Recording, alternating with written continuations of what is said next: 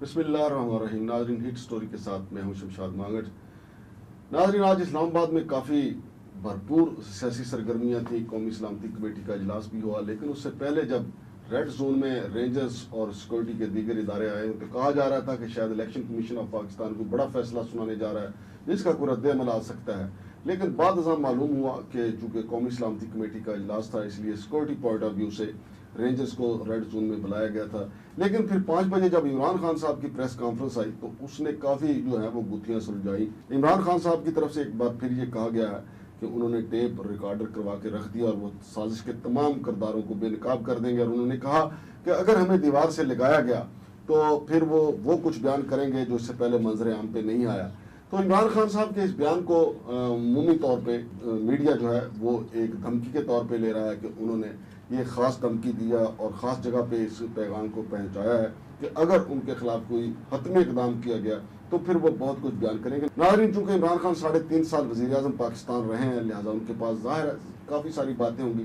لیکن اس وقت جو تشویشناک صورتحال ہے وہ یہ ہے کہ ملک میں اگرچہ مہنگائی ہے، معیشت بھی کمزور ہے، اور ابھی تک IMF سے جو کچھ پیسے آنا تھے وہ بھی نہیں آئے. اس حوالے سے بھی خبریں ایسی آتی ہیں، کوئی کہتا ہے کہ مؤخر ہو گیا، کچھ کہتے ہیں کہ وہ ملتوی ہو گیا. مگر کچھ بھی ہے، عوام کا تو بھلائی نہیں ہو پا رہی. عوام کو تو مہنگائی کی چکی میں پیسا جا رہا ہے.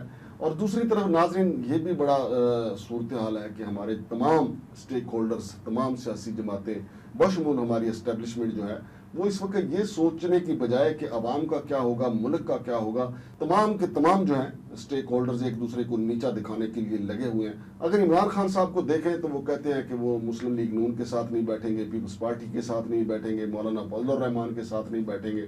حالانکہ اس سے پہلے بھی ان کا یہی اگر بیانیہ تھا، وہ کاف لیگ کے متعلق بھی ان کا ایک بیانیہ تھا، لیکن پھر وہ کاف لیگ کے ساتھ بھی ان کو اتحاد کرنا پڑا.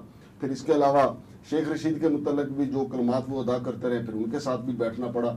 چونکہ جب ملک کی سالمیت کا مسئلہ ہو، جب ملک کے مفادات کا مسئلہ، تو آپ کو کسی کے ساتھ بھی بیٹھ کر بات کرنے میں ہچکچانا نہیں چاہیے. چونکہ عمران خان کو ابھی صرف 3.5 سال کا اقتدار ملا ہے، ان پہ اتنے الزامات نہیں ہیں جتنے پیپلز پارٹی کی قیادت پہ ہیں یا مسلم لیگ نون کی قیادت پہ ہیں یا مولانا فضل الرحمان پہ ہیں.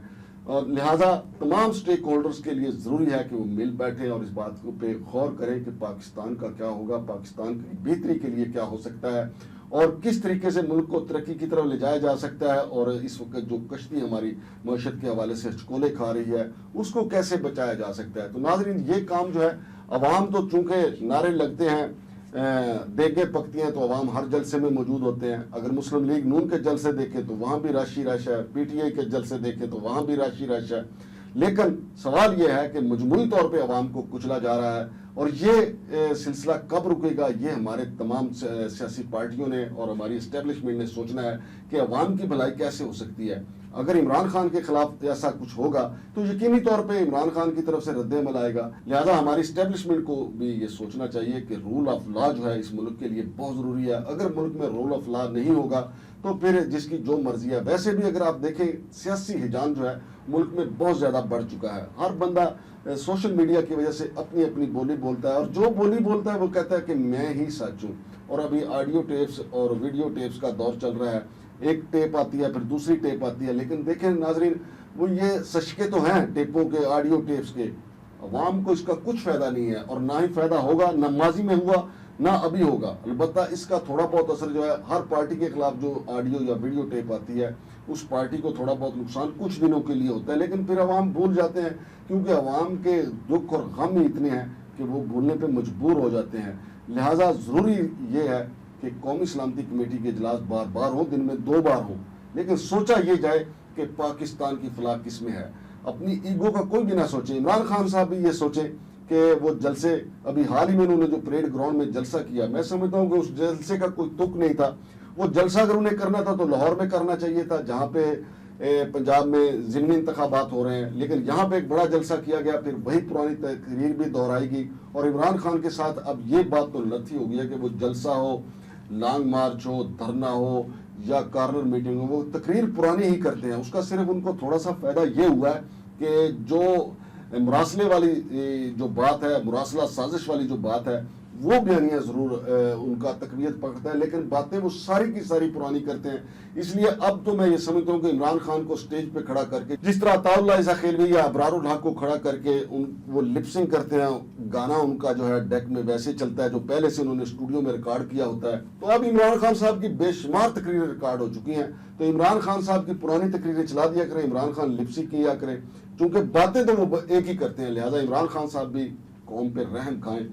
اگر انہوں نے جلسے کرنی ہے، کارنر میٹنگ کرنی ہے، تو نئی باتیں تو عوام کو بتائیں، وہی پرانی گھسی پیٹی باتیں ہیں، کیونکہ ہمیں بھی پتہ ہے، قوم کو بھی پتہ ہے، سب کو پتہ ہے کرپشن ہوئی ہے، لیکن اب کرپشن میں ان کے ساتھ ان کے کئی جو لوگ ان کے ساتھ موجود تھے ان کے نام بھی موجود ہیں۔ موجودہ حکمرانوں کو تو ابھی وقت ہی نہیں ملا کہ وہ اس طرف آئیں کہ وہ بتائیں کہ عمران خان کی کابینہ میں جو لوگ شامل تھے وہ کیا کچھ کرتے رہے۔ ابھی تو صرف وہ عمران خان کے توشہ خانوں کو لے کے چل رہے ہیں تاکہ عمران خان کی تقریروں کا توڑ کیا جا سکے، یا وہ فرح گوگی کو لے کے آئے ہیں، لیکن جیسے جیسے وقت گزرے گا عمران خان کے 3.5 سال میں سے بھی بہت کچھ نکلے گا، اور پھر آپ دیکھیں گے کہ اسد عمر صاحب کیا کرتے تھے، رزاق داؤد صاحب کیا کرتے رہے، پھر ندیم بابر صاحب جو انرجی سیکٹر کے تھے انہوں نے کیا گل کھلائے۔ یہ ساری چیزیں ابھی آنا ہے، پھر آڈٹ رپورٹس آئیں گی، ان میں پتہ چلے گا کہ کیا کیا پیسہ جو کس طریقے سے جو ہے وہ کرپشن ہوئی ہے۔ پھر فواد چودھری کے حوالے سے تو آپ کو پتہ ہی ہے کہ وزارت اطلاعات و نشریات میں کیا کچھ ہوا، لیکن وقت گزرنے کے ساتھ ساتھ یہ چیزیں سامنے آئیں گی۔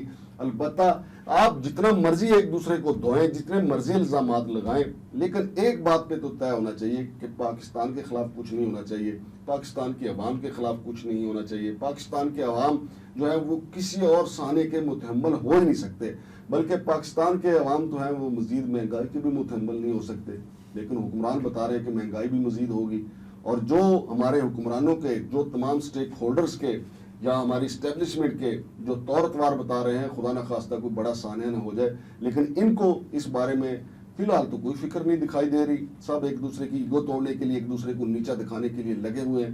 اللہ کرے کہ ان کو جلد پاکستان کا خیال آ جائے اور پاکستان کی بہتری کے لیے اور پاکستان کے عوام کی بہتری کے لیے کوئی کام کریں۔ شمشاد مانگڑ کو اجازت دیجیے، اللہ حافظ۔